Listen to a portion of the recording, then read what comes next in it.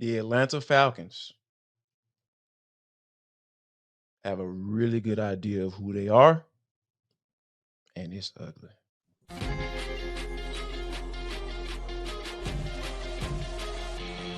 This is Locked On Sports Atlanta, and it's time for the Atlanta Football Party, only on Locked On Podcast Network, your team every day. Welcome into the Atlanta Football Party, your home for the best Atlanta Falcons football talk. It's local insight you can't get anywhere but right here at Locked On. I'm your host, Tanitra Batiste. Alongside me are Jarvis Davis, Aaron Freeman, and Tori McElhaney. Today's episode is brought to you by Hillsdale College. Go right now to hillsdale.edu/lockedon to enroll. There's no cost, and it's easy to get started. And the Atlanta Football Party is part of the Locked On Podcast Network, your team every day. So did Mile High make this a tough game for the Falcons? We'll discuss, and we hear you on 9, but we'll tell you why it's not time for that just yet. But first, is there a real fix to this broken front? The defensive front for the Falcons was absent in that blowout win against the Broncos Sunday. So for you, Jarvis, what needs to be done, or what can be done, if anything, to fix this? If I like the fact that you started with the defense, because I feel like I have no notion of what they want to do as a defense, because one of the things that is so important when you come to a plan, having a certain style of or a certain scheme, what do we want to take away? Because here's the thing: it's not realistic to say, yeah, we want to stop the run, we want to stop the pass. But you got to have a foundation of, okay, here's what we're going to do to be able to take away the run. And they just aren't doing that. Okay, all right, we got some good guys in the secondary. Obviously got hit really hard this past game with injuries in the secondary. Okay, Yeah. if we can't stop the run on a consistent basis, here's what we're going to do to be able to take away certain things in the passing game, right? Because we know, given the rules and everything and how football is being played today, it's kind of hard to be, oh yeah, let's go ahead and lock up and put our hands on them guys, because you have 15 flags by the end of the game. But there are some things that I saw in this particular game that says you can do whatever the hell you want to do. Like, because we're gonna play soft coverage, we're not gonna get off blocks in the run game. We're gonna, give you 6-7 yards inside the red zone, and you're on the 10-yard line, and we're gonna have our safety sitting in the end zone and backing up when the ball is snapped. It's just little things like that that tells me this defense has no identity, and they don't know what they want to do as far as dictating to the offense. They let the offense just come in and do whatever the hell they want to do. They can run the ball. They can pass the ball. They can throw screens when you're not supposed to be able to throw screens. We talk about it all the time. When we have conversations about playing football. The windows get tighter in the red zone. Everything's get small space. Everything is just so tight. So you have to be able to make quick decisions. That's not the case. I saw a doggone wide receiver catch a ball 4 yards behind the line of scrimmage, and the linebacker was 6 to 7 yards off the ball. The ball was out of the quarterback's hand. The linebacker's sitting there flat-footed, still looking like he's reading, trying to see what's going on. And that's backside. Play side linebacker still sitting there. La la la la la. What is going on? What are you looking at? That's the frustration that I have with this team, with this defense specifically, because they don't have an identity and they don't know what they want to take away. And it's clear and obvious every single Sunday, because these offenses come in here. You got an offense that just kind of getting their footing. It's just from a Sean Payton standpoint. Bo Nix is getting his footing as a rookie quarterback. A rookie quarterback coming in looking comfortable. That's not supposed to happen. I don't have a better idea what Bo Nix is as a quarterback after this game, because that was just awful defense that was being played. So yeah, as you can see, I'm on a tangent. So forgive me, but yeah, what they put on film on Sunday is unacceptable. Yeah, and it's understandable. It's interesting because as you were talking, I was thinking the same thing: identity. And I remember us talking about this after the Seattle game and feeling like, hey, that's an aberration. That's just, an anomaly, if you will, and we'll move on. And granted, there have been times in That's the who they game. are, T. I'm sorry. This is who they are. This is exactly who they are. Yeah, and that's what I was going to kind of do a little bit of a pivot, Tori, too, because I feel like, okay, we were having that conversation, back then. And I think we all agreed at that time that it did feel like in week 7, that was an anomaly. But here we are in week 11 and kind of talking about the same thing in week 10. And granted, we have a few more injuries.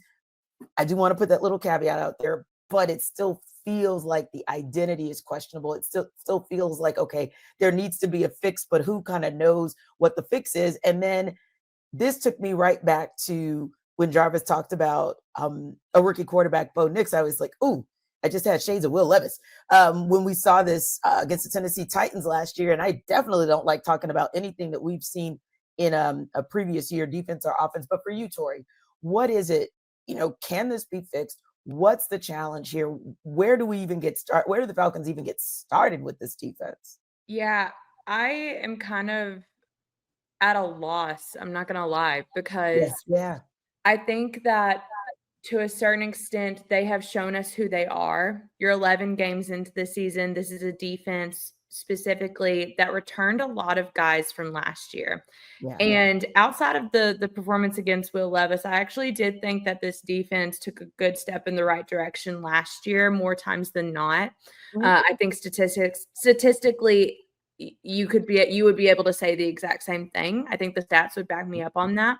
Sure. What's frustrating is that defense is arguably the same group that's out there right now for the Falcons over the last couple of weeks. Of course, save injuries, but they had injuries last year. And I would argue in certain areas they've taken a step up with the caliber of athlete that they've gotten. So that's what I'm having a really hard time connecting these two when personnel is actually very similar from one year to the next. So it's tough. I said this, I think, on the show this week with Kelly Price. I was like, when it comes to pass rush, when it comes to this defense, it's like, to the point that I made earlier, they are who they are. And I don't like saying that. It feels very defeating to kind of just be like, oh, well, they are what they are. And like, you just got to take your lumps and try and make up for it in other areas. But like, to a certain point, like, don't you want to enact your will? Like, I remember there was this quote, and I don't want to misquote, but it was very early in the season, and Jimmy Lake was asked a question about kind of like defensive strategy and philosophy and kind of like, taking what the defense gives you, like that conversation. And he made the comment about like, a lot of what you do defensively is reacting to what's happening offensively. And while I do think that is true in a sense, I also think that the best defenses are enacting their will. Yeah, they're doing what they want to do. They're taking away what they want to take away. Yeah. So that's why I'm having a really, really difficult time, like in this moment right now, knowing what we saw from this defense last year, a lot of the same guys, and it not feeling anywhere close, especially in the losses, because in the losses, it gets really, really bad. Like it gets bad quickly. And so that's kind of where I am. And I am having a hard time kind of like connecting the dots and seeing like what's fixable, how it's fixable, and to a certain extent, is it possible to fix this stuff? Yeah. And Tori, you said a couple things that I want to just chime in on as well. I agree with you. Like when I look at a reactive defense, I'm thinking, no, you impose your will. We saw that up front. I mean, I was at the game as a fan, I will tell you that, but we saw that up close and personal in game 1. Like TJ Watt literally won a whole game almost by himself on defense for the Steelers earlier this year. So, and of course, they did it again yesterday. And the reason I mention that is because that was week 1 Steelers as an example. This is week 11 Steelers as an example against the Ravens, against the Falcons. They're going to impose their will and dare you to try to be you as offense. But here's the thing too, Tori, that confuses.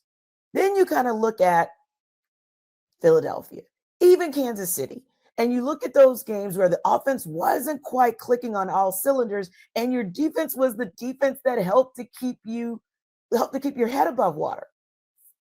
So like you said, the back and the forth, the up and the down, the lack of identity, we don't know which one is going to show up, is really very frustrating because you've seen flashes when you needed to see flashes, right? But all of a sudden we're not seeing flashes anymore.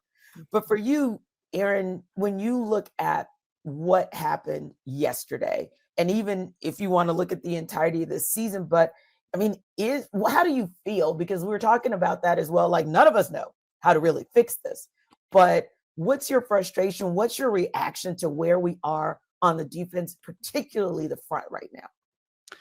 Yeah, all season long, I've looked at this Falcons defense, talking about their defensive scheme. It's a bend but don't break type of defense, right? Coming from Raheem Morris. You see the Rams running a similar scheme in LA. You see the Carolina Panthers running a similar scheme. All of those defenses aren't good defenses.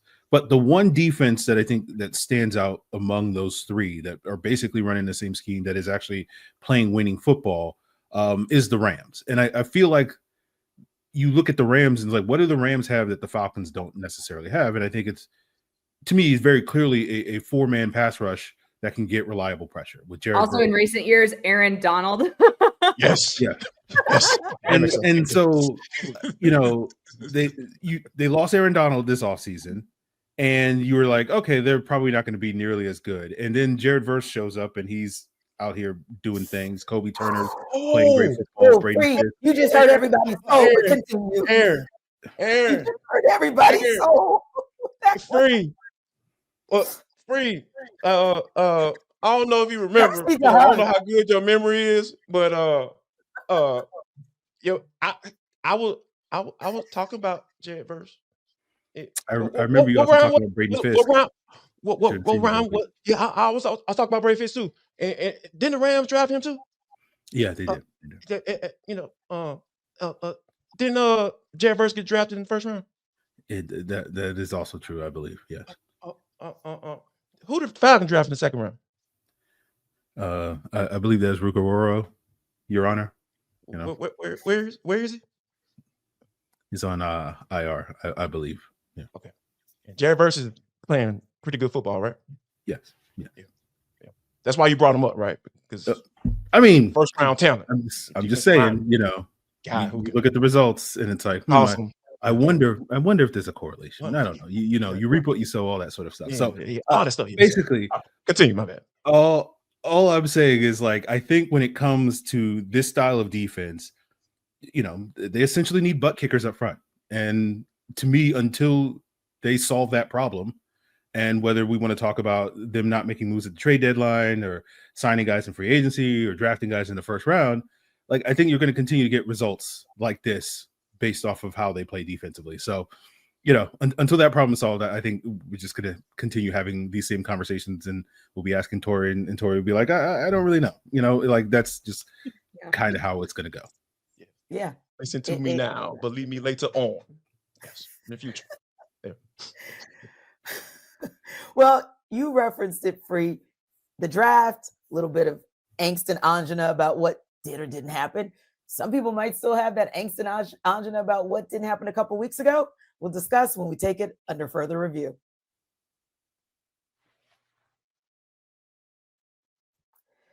This episode of our Atlanta Football Party is brought to you by Hillsdale College.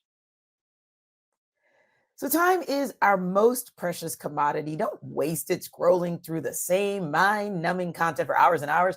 How can you spend it wisely to improve yourself? Well, maybe econ, the great works of literature. Did you study these in school? Maybe, maybe not. Even if you did, you might need a refresher. So our sponsor, Hillsdale College, is offering more than 40 free, that's right, free online courses, including Introduction to Free Market Economics and a brand new documentary style course on Marxism, socialism, and communism. All of Hillsdale's courses are self-paced so that you can start whenever and tune in wherever. Plus, you can go deeper with readings, quizzes, discussions, or just enjoy the lectures. So go right now to hillsdale.edu/locked-on to enroll. There's no cost, and it's easy to get started. That's hillsdale.edu/locked-on to register, hillsdale.edu/locked-on. Our Atlanta Football Party is also brought to you by Prize Picks. Prize Picks is the best place to get real money sports action with over 10 million members and billions of dollars in awarded winnings. Prize Picks has made daily fantasy sports accessible to all. You just pick more or less on at least 2 players for a shot to win up to 100 times your cash. Run your game all season long on Prize Picks. So Prize Picks is the best way to get action on sports in over 30 states, including California, Florida, Texas, and right here in Georgia. It's also the best place to get real money sports action. Join over 10 million users and sign up today. And Prize Picks puts their members first. So all withdrawals are fast, safe, and secure. And when your pick hits, you can get money in as quick as 15 minutes. So after you finish the Atlanta football party, make sure you download that Prize Picks app and use code LOCKEDONNFL to get $50 instantly after you play your first $5 lineup. Download the app today. Use code LOCKEDONNFL to get $50 instantly after you play your first $5 lineup. Prize Picks, run your game.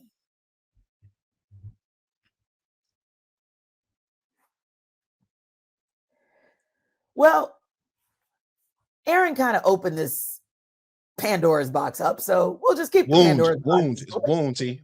Wound. Can we use wound? I know you're a wordsmith, but can we use wound? Yes, there we go. Sorry. Yes.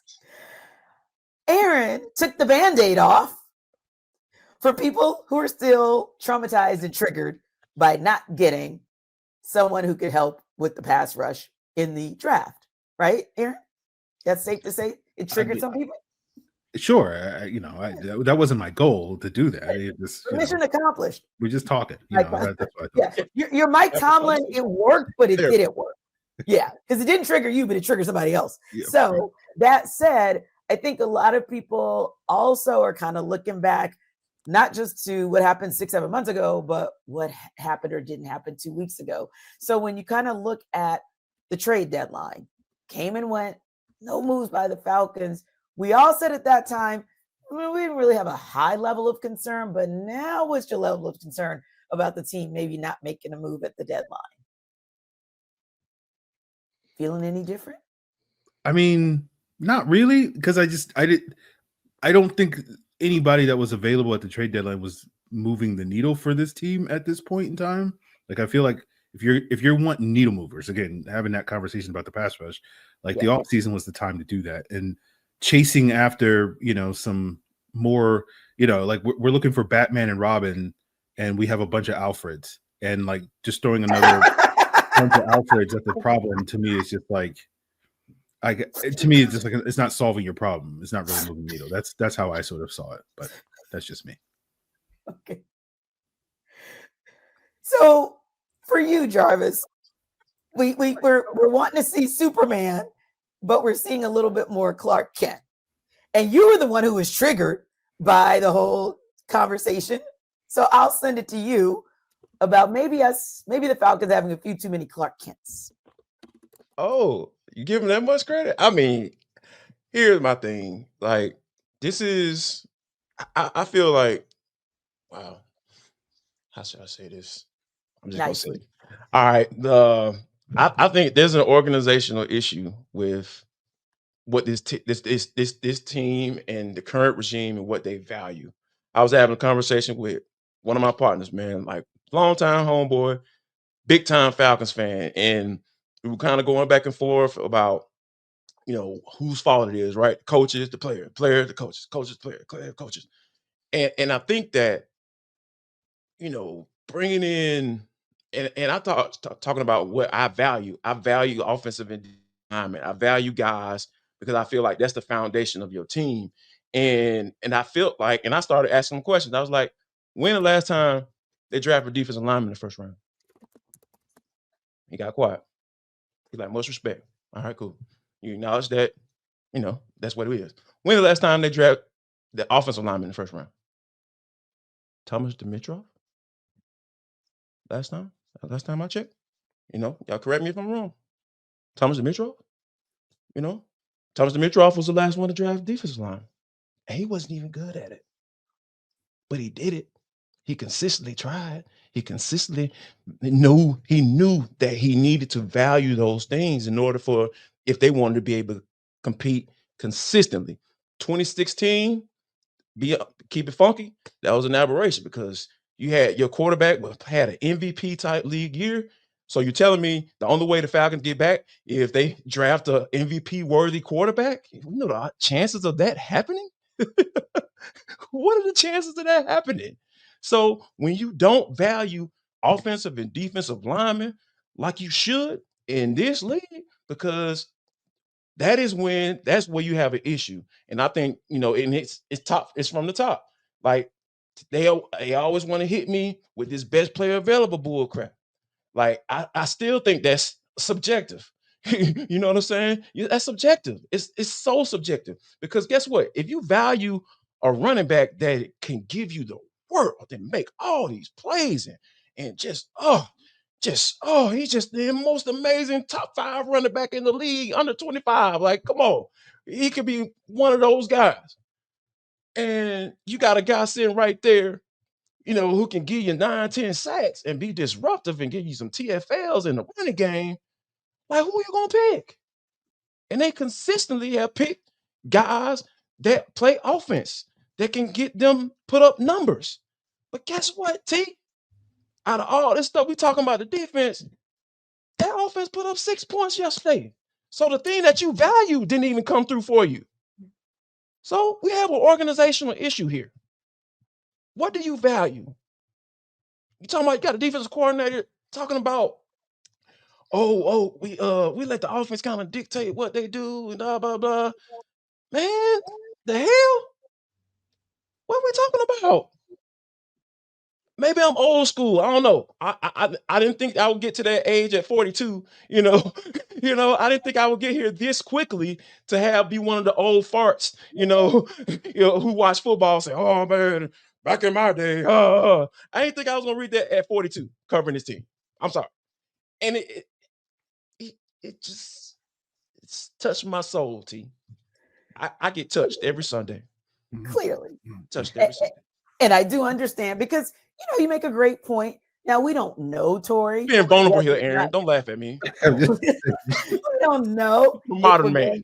Get an MVP type quarterback. Like Jarvis was saying, you rarely draft that. We don't know that yet, although we'll talk about him in a minute. But we do know that there's an MVP caliber quarterback that the Falcons went out and got in the offseason, right? And he was showing the shades of what we wanted to see from him many, many times this season.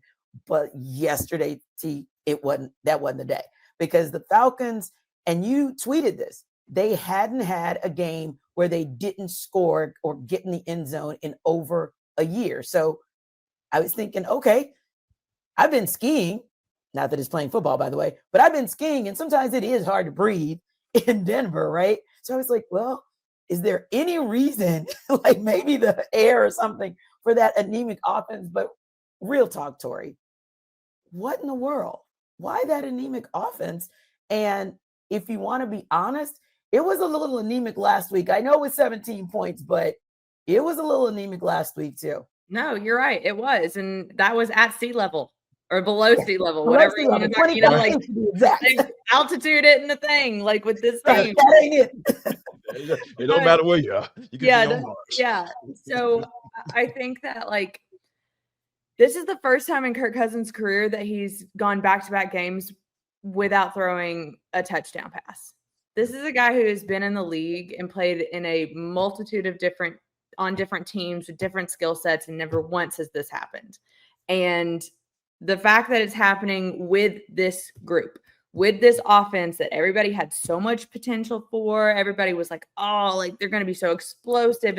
You're going to unlock Drake London and Bijan Robinson and Kyle Pitts. And while we have, to your point, seen shades of that, it's very hot and cold. It's very on and off. And they just keep shooting themselves in the foot early in games and not putting points on the board because they are being penalized in the red zone. That's an issue. It's an issue. It was an issue against the Steelers in week 1. It was an issue last week. It was an issue this week. So I think that when you talk about draft strategies, to go off of like Jarvis's whole soapbox, but I mean, he made a good point. He made a good point. I'll give you credit. You made a good point, because this is an offense that I think the quarterback situation, because of everything that happened over the last couple of years, they're like, well, we're building the offense and then we'll get the quarterback and then it'll unlock everything and it'll be amazing and we'll reach the potential of what we expect this offense to be. And it's not been consistently that. And it feels at times disjointed. And I've used that word a lot to describe this offense. Sometimes it looks really good. Sometimes it looks like how you expect it to look, but it's not been consistent in that way. And at the end of the day, like, the best teams are going to have bad days at the office. Like, everybody has a bad day at the office, but Tanitra, to your point very early on, it's like, this is more than just a bad day at the office, because in every loss, the same issues have persisted and prevailed. And I wrote about this post game, like, they need a reset on those. I don't know what that means. I don't know what you have to do to like have this reset, but the best teams don't let the same issues kill them over and over. They don't haunt them. They don't linger. Like, they fix it. But I don't know, again, to my point earlier, like, is this stuff fixable? I don't know. We don't know. We really don't know. And we don't know why a team that we thought would run the South ain't running it quite yet. But we'll talk about that and what's next.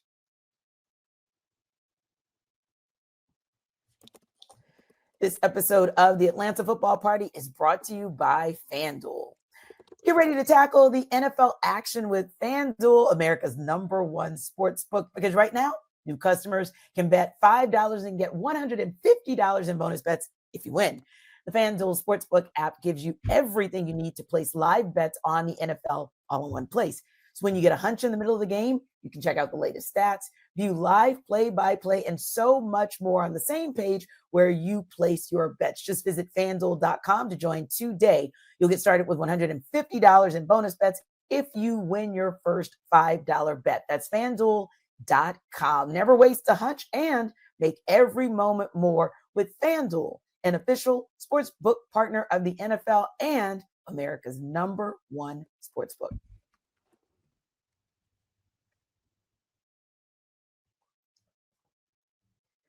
So Raheem Morris said post-game, quote, "The Broncos out-physicaled us, out-efforted us." We agreed on that point during the post-cast, but Jarvis, how concerned are you that this has happened so deep in the season for a team that, like I said, is supposed to be running this out? I'm at the point, because like one thing about when you talk about having self-awareness, I'm aware enough of my feels and thoughts about this team that this is who this team is. And I think that Raheem maybe even got a taste of that when he started talking about being honest about what happened on the field. And maybe it's not an aberration. Maybe it's something that about who he is, because he's always been adamant about, I'm not going to say who this team is. How we play and what we put out on the field dictates our identity. And their identity is they're going to have games like this where, you're going to have up and down. They're playing like the stock market right now. And then there's no leveling it out. One thing, when you get late in the season, things have to level out. Like, there has to be a certain way that you play, and you got to be close to that every Sunday at this point in the season. I talked about this on the postcast. I gave this offense some grace in that first game against Pittsburgh Steelers. That's one of the best defense, if not the best defense in the entire league, right? So yeah, and Kirk just first time playing live football, right? They decided not to play him in the whatever. Okay, all right, cool. So you got a little warm-up game, and then you start to see things start to come around. So, but now you're starting to, now that the tape is out, now that the film is out, now that people have an idea what they're trying to do on a consistent basis from just from a schematical standpoint, specifically in these last few games. What's the one thing that really stands out to me in these last couple of games when it comes to this offense is when teams say, "Hey man, we're going to play man coverage. What are you going to do about it? Can you get separation? Because Kirk is a guy that he's going to try not to turn that ball over because he's been doing it pretty consistently. Guess what? He's been trying to take chances because, hey, Kyle Pitts, you against the zone, you got to be able to sit down, bro. Like, especially when you got that opening right there. You don't run your route right into the doggone guy who's sitting in his zone and not even paying attention to you, or not even he didn't even see you coming across that field, and he almost got an interception, right? Because Kirk had to get rid of the football. So it's just things like that. Guys coming up and challenging guys like Drake London. Can you get off the jam and create enough separation so Kirk can trust you enough to be able to make the catch if he throws it. So I think that there's no secret that when it comes to what can disrupt this offense, it's teams that can play man coverage really well. And I think we've seen that play out, and I think Denver can play a lot better, obviously, than New Orleans Saints because they had some injuries also. But this is just one of those situations where you just kind of look at it and say, all right, the book is out on you all offensively, and you talking about a playoff caliber defense that Aaron mentioned, like coming up to this game. They haven't done well against playoff caliber defense, and Yeah. we know why. And I think, Tori, what's also kind of frustrating, and I wanted to get your thoughts as well, because you were there and you were able to kind of see where the locker room was. I don't like having a conversation about the Falcons losing in all three phases because we're having the conversation about special teams not showing up as well this year too much for me. So tell us about the locker room. Like what was the mood there? What was the vibe? What were the thoughts of the players post game? Yeah, so I wrote about this post game, and it very much this locker room was one where words were few and platitudes were dismal. Was kind of the nature of how I felt in that room. Yeah. When you were talking to guys, when guys were talking, and I would just kind of be listening in or whatever, it was very.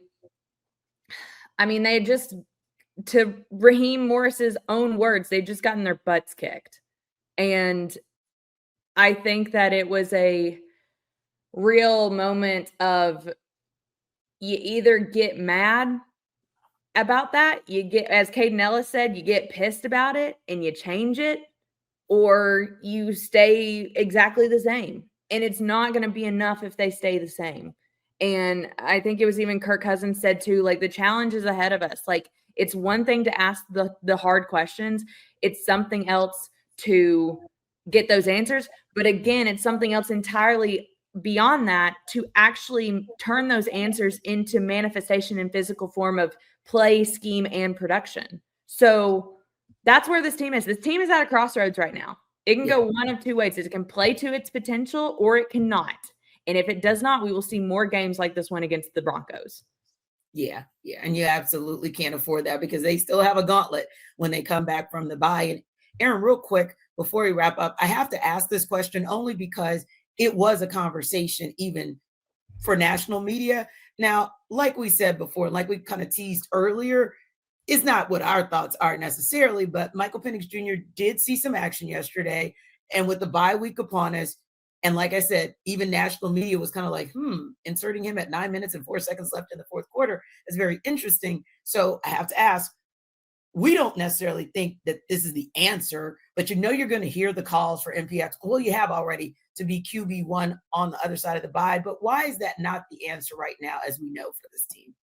Well, I mean, the Falcons are 6-5. They're in the playoff race. They've been a very productive offense until Sunday. With Kirk Cousins at the helm, like, Kirk is not the problem. Right? It's not as simple as, hey, this Falcon team, if we can get a slightly more mobile or slightly stronger arm quarterback, or maybe not slightly is right, compare Michael Penix to Kirk Cousins at this point, but that's going to solve all these teams' issues. We've just gone down the laundry list of issues that the team has with special teams and missing field goals and not being able to rush the quarterback and not being able to cover, not tackling, and not being able to run the football. Like, Michael Penix is not solving any other problems. But credit goes to Michael Penix, right? Nothing good happened on Sunday, to the point that the 2 throws that Michael Penix had on Sunday are the most exciting things that happened for the Atlanta Falcons on Sunday. So I understand why people want to talk about it, because it's like, what else is there to talk about? Like, you want to talk about guys getting pancaked on screen passes? Because no, I don't want to have that conversation. So it's going to be an ongoing conversation, but it's not necessarily the problem solver that I think a lot of people want it to be. Agreed. Yeah. And there was only one other bright spot, and that was Jesse Bates III. Yeah. But he's always the bright spot for this team. Thanks to our everydayers for making the Atlanta Football Party your first listen of the day. Be sure to stop by the Atlanta Football Party Mondays and Thursdays for a double dose of all things Falcons. We'll see you Thursday.